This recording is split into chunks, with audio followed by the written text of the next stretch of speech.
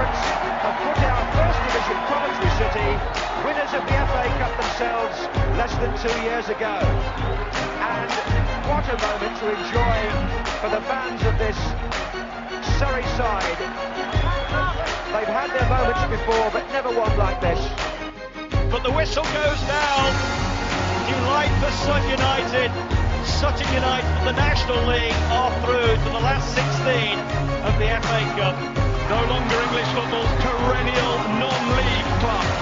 A 123-year crescendo reaches a new peak for Sutton United, who are promoted to the Football League for the first time.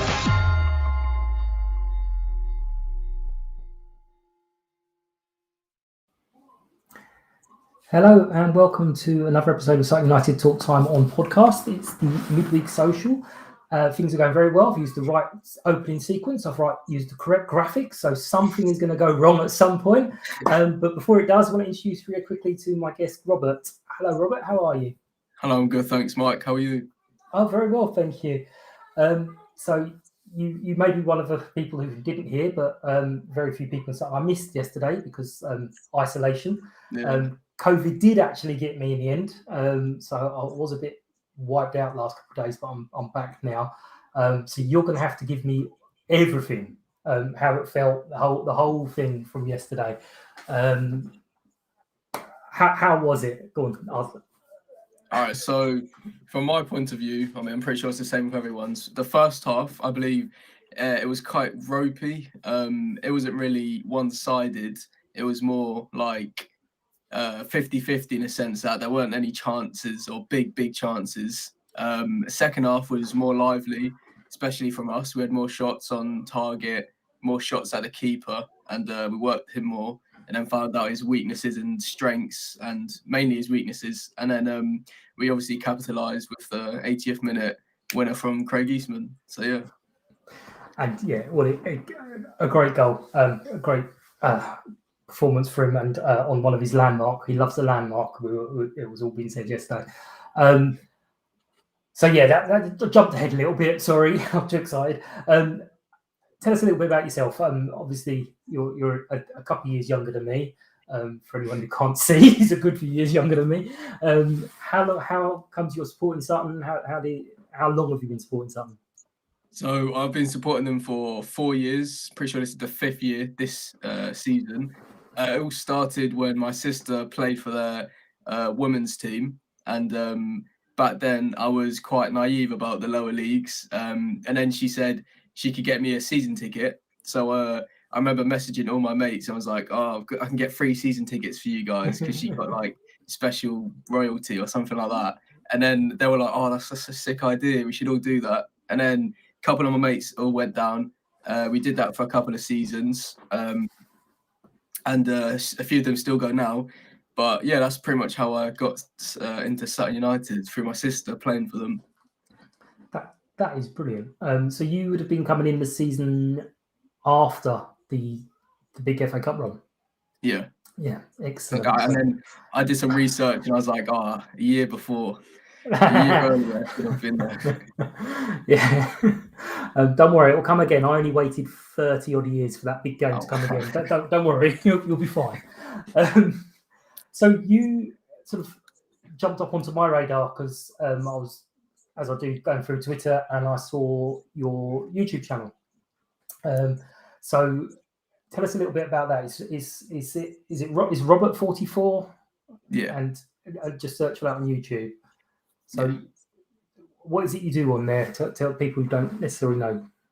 So I believe it was the season Matt Gray came in charge of Sutton. I started that season vlogging the games, going to them, seeing the atmosphere, and pretty much just recording the games, home and away, occasional away ones, pretty much, because at that time I was still quite young, and I didn't really want to be traveling so far away, this, that, the other. But it all came about with me doing previews, reviews, and just enjoying making content, really. And it got quite a bit of support, which I was much appreciative of.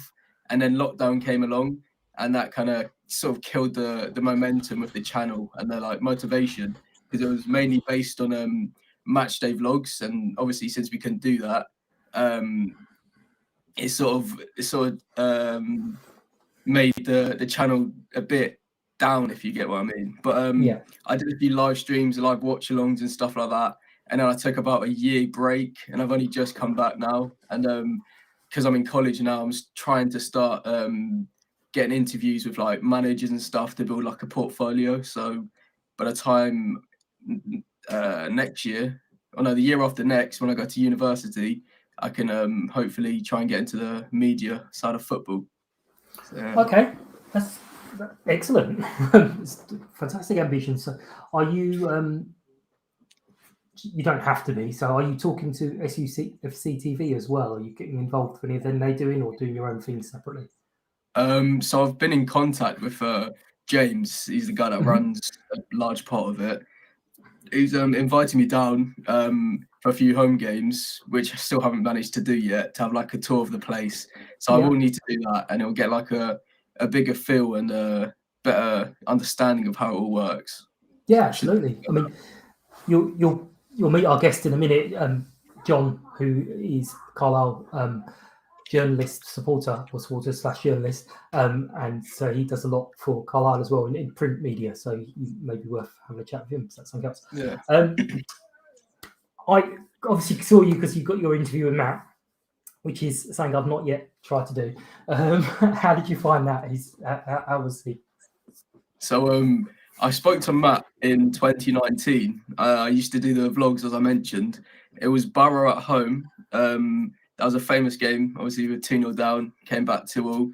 But before that game, I remember getting an interview with him because I got approached by one of his relatives. I can't remember how close, but it was his relative. And he said that he could get me an interview before the game, a 5-10 minute chat. So I was like, yeah, that sounds great. I did that and it went pretty well. We had a nice chat. And then I messaged him on Twitter like 2 weeks ago, and said that we could have a little chat, asked if we could have a chat about the season review, about last season and the famous title-winning season. And he basically said yeah. And fast forward to the interview part, I was quite nervous about that. I feel like I stuttered a few words and stuff. I wasn't as outgoing as I could have been because of like the figure he was. But overall, I think it was quite good. I think it did quite well. It was very good, and is a lot better than I would have done. So don't worry. I do lots of ers and ums, and I'm not interviewing someone. I'll be sitting there going, "I love you," every couple of seconds. So yeah, anyone check out? Obviously on my socials, I did retweet it, but check out the Rob 44, and the interview is on there. And as I say, it was retweeted a couple of times on Twitter, so do look out for it. It was a really good interview. Back onto the game. Sorry, I did jump ahead. I was just too excited. A big crowd for a Tuesday night, and for the Pizza Cup. Are you a fan of the Pizza Cup, or are you one of the? I didn't really. I took it as like a game's a game, a cup's a cup.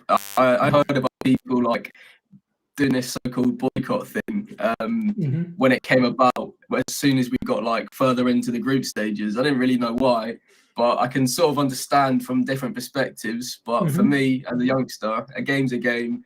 We're going so far in the cup. We had good draws against Portsmouth away, Palace at home. So it's just about enjoying the football, really, and we're doing quite well. So anything could happen this season with this cup.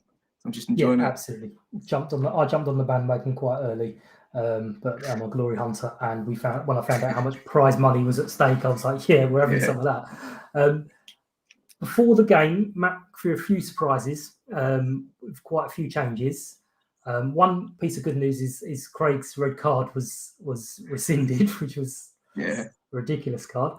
But what did you think of the changes? I mean, I'd actually thought Enzio should have started on Saturday instead of Dave, and then he actually switched it around yesterday and put Enzio and Dave on the bench.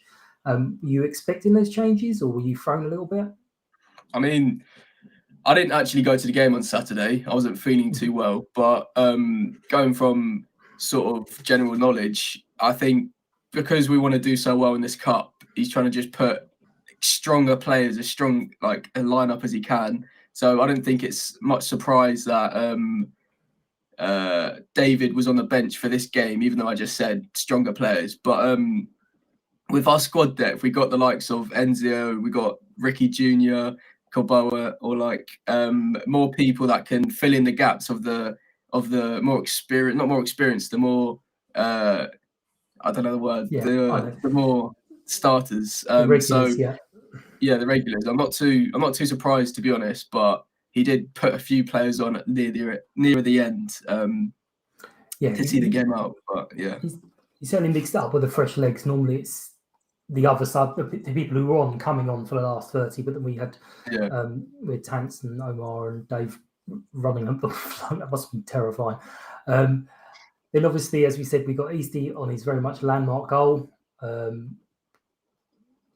couple of hairy moments after that. We could have had 2-0. I know Andrew from on Twitter was quite upset that Dave's goal didn't go in.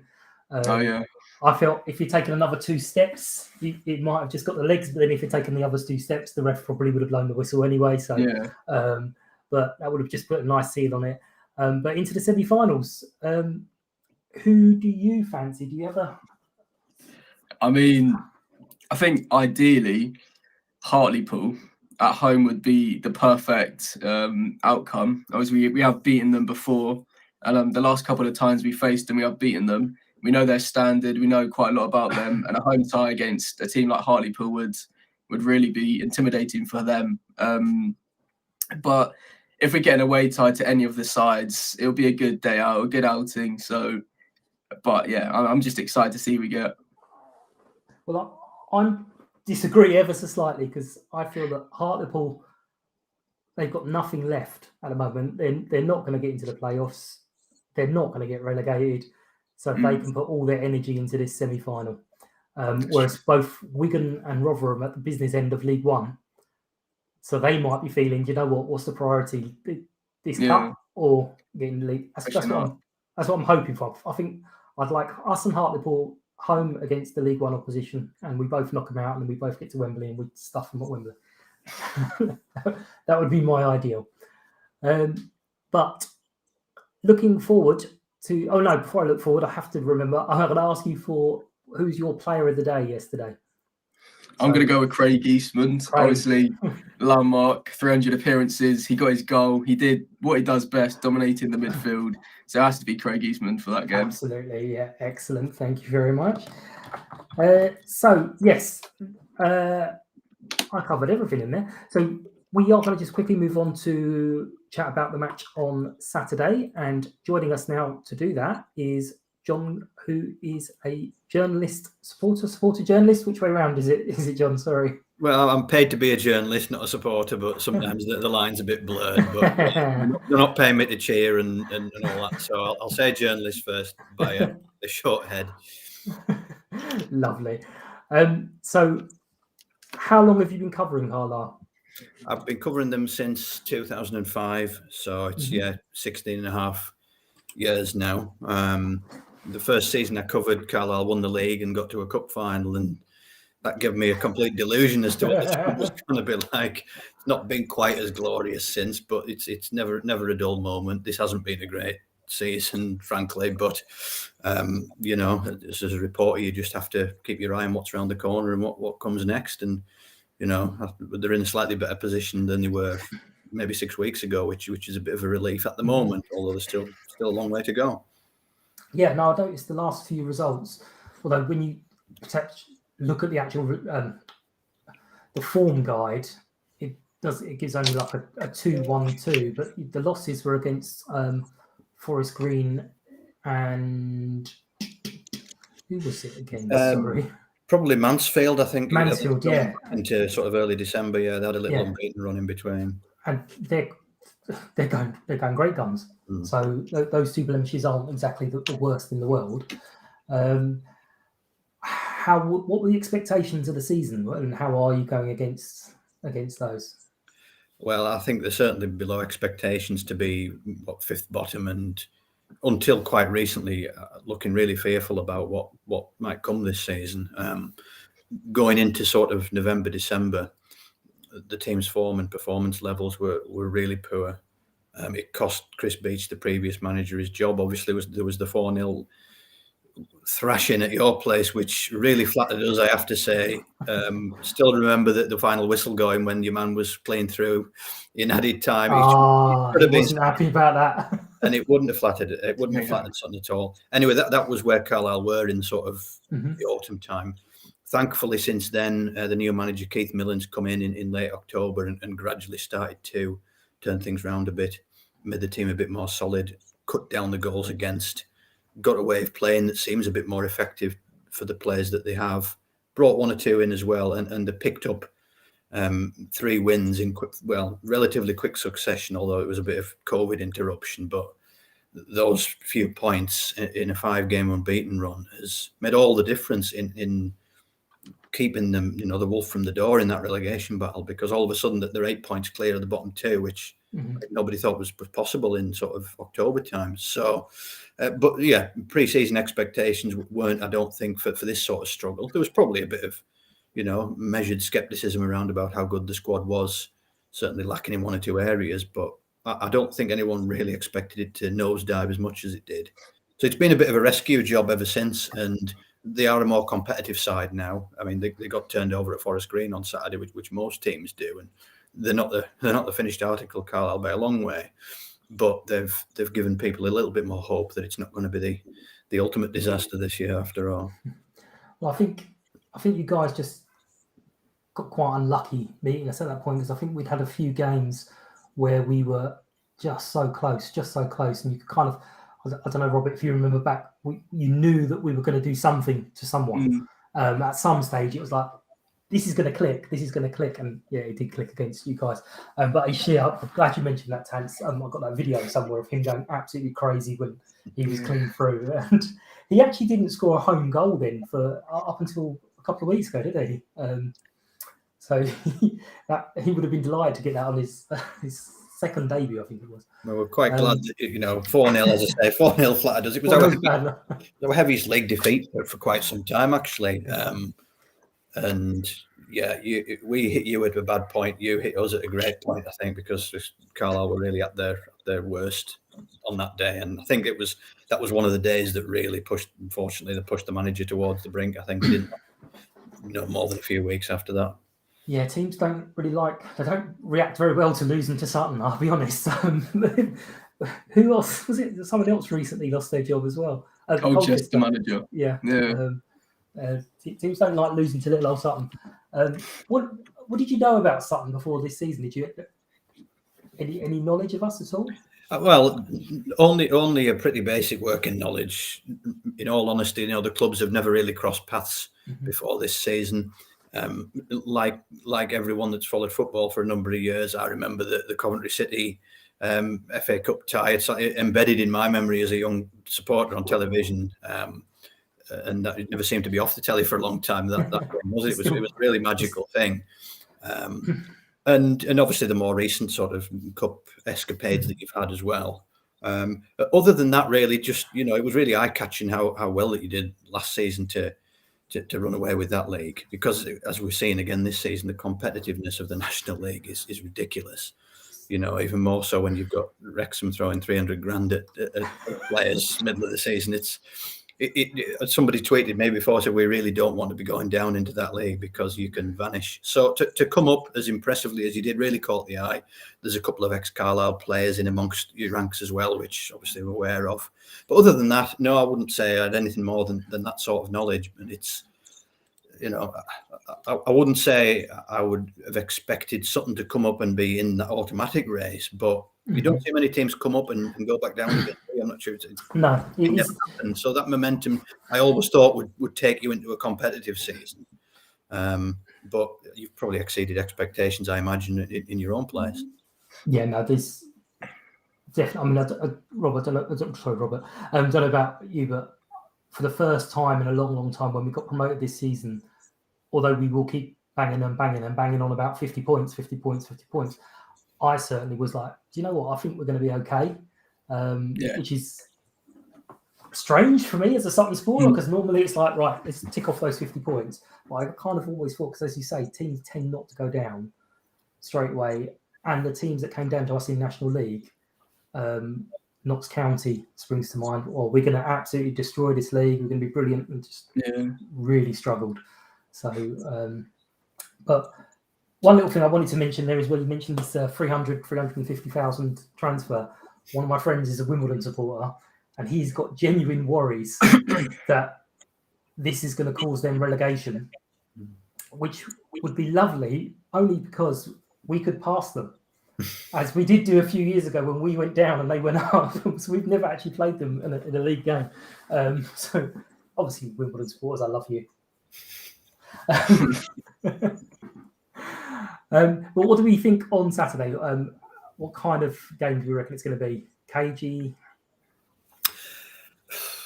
Good question. I mean, Carlisle at home haven't been spectacular by any means, although they've not lost too many, they've drawn a lot.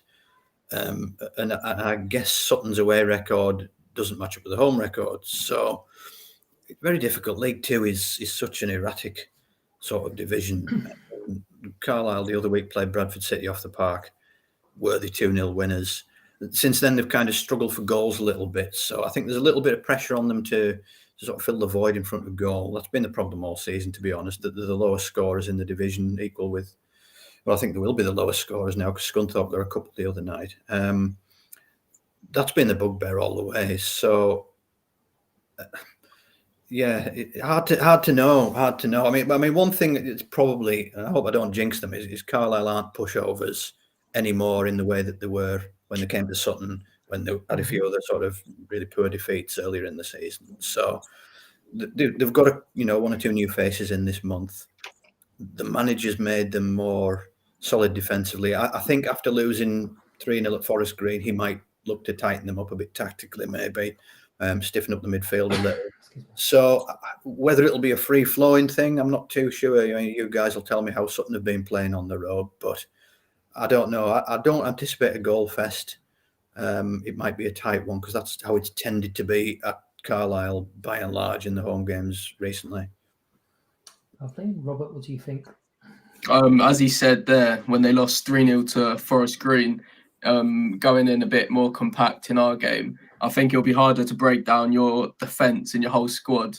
But I do think with like the pace that we have, I think we could really hit you on the counter at points. But I don't want to go in full force and say, yeah, we'll win, because what might happen is we score a couple of goals and then concede late on and you might get a draw with us or even nick it last minute. So I'm just keeping my hopes up, keeping a bit humble, and hopefully we just get the job done. I think it's going to depend hugely on how yourselves, Carlisle, decide to go at it. Because I think, as Robert says, if we hit you on we've got pace to hit you on the break, but if you don't give us the opportunity to do that, we're not going to do it. I think you guys are going to keep it as tight as possible. So I think it's going to be quite a cagey game. And I would say it's going to be either 1-0 either way or a lovely dull 0-0 draw, which we had against Northampton the other day. Obviously, my heart wants Sutton always, so I'm gonna predict a 1-0 to us. Probably knowing our lot, either an early goal and keep us on our toes the whole game, or a last-minute winner, but just to make us fully depressed and then go home full of joys. Either of you want to stick out with a prediction? Well, I've just said it's not going to be a goal fest, so I'm going to go completely against that and say something like 3-2 or something to Carlisle. Just because it's got to happen eventually, hasn't it? We've had a lot of 0-0s and 1-0s and all that. So, 3-2 thriller. Okay. I'm going to go with 2-1 and a last-minute winner. A last-minute winner is what we've been used to a couple of weeks now. So I'm going to call it this time and say a last-minute winner, 2-1 to Sutton. Because I'm a boring so I actually did an Excel chart on that to try and see how many goals we've scored and conceded in the last 5 minutes. And I think it was 11 games and 13 goals. And overall, we're 1 point better off than we were in the 85th minute that we ended up at the end of the match. So that's very exciting for everyone. Really. Yeah. I can share my working out if you want to go to sleep. Yeah, well, we're all shadows when we look at these things. At the Carlisle side recently, and their ability of scoring late goals themselves has been reasonable. When they have scored lately, they got a last in 93rd minute equaliser against Crawley the other week. They scored late to sort of wrap up the win against Bradford. They got a very late win against Walsall to sort of start the little improved run. So they have been staying in games and going to the end. I mean, last weekend was a bridge too far for them at Forest Green, who were straight ahead by the end, unfortunately. But yeah, they've been quite durable. And if they can stay in that game, if they can, stay in it, leveled, through the hour mark or something, maybe. The signs are they can maybe nick something late on. So I don't know. We've got to cling on to all these things, haven't we? And, absolutely. We're sitting here casually talking about winning and staying in the promotion race when we don't even believe we should even be here. There was one other quick thing I just saw before we came on, that if anyone is travelling up, it's all cashless on the bars and food in the away area. So make sure you bring your cards loaded up. No, don't sit there going to everyone, I've only got cash. Sorry, you'll have to sub me, because no one's going to believe you anymore. But yeah, I think we can wrap it up there, guys. Thank you very much for your time. It's very, very much appreciated. Thanks to everyone for listening. If anyone wants to join in the chat, please do so on many of the socials at Sutton Podcast. On all of them, as I say, probably avoid TikTok because I haven't actually logged into that for ages. I haven't done anything on there. But any of the others I'm usually on. And we will see you soon. I've got the next one is lined up for, I think, Sunday. So I will see you then. Thanks again. Thank you. Cheers. Bye-bye.